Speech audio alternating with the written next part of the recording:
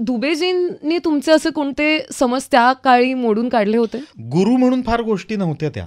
जे काही डील व्हायचं ना ते मित्रासारखं डील व्हायचं ते. आणि त्यांना आहेत ना त्या गोष्टी समजायच्या. अगं तुम्ही त्यांना काय तू वरदान होतं काय कोणाच ठाऊक त्या, पण त्यांना तुझे प्रॉब्लेम्स कळायचे.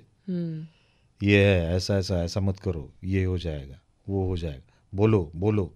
आणि मी बॅक बेंचर होतो तिथं सुद्धा. मी त्यांच्यामुळे पुढे आलो. मग मी की तू ये, तू म्हणून दाखव, ये तू हे कर ते कर. कॉम्प्लेक्स होता, कॉम्प्लेक्स खूप मोठ्या प्रमाणामध्ये. एक गोष्ट तर नक्की 100% मला त्यांच्याकडनं कळाली की जोपर्यंत टेक्स्ट बरोबर तुम्ही कम्फर्टेबल होत नाही ना तोपर्यंत तुम्ही बोलू शकत नाही.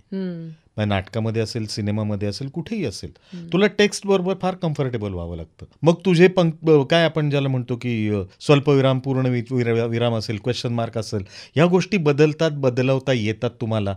त्यासाठी तुला व्याकरण मग कळावं लागतं. म्हणजे अगोदर भाषा आली, मग हळूहळू व्याकरण जे होतं ते शिकवत गेले नंतर हळूहळू.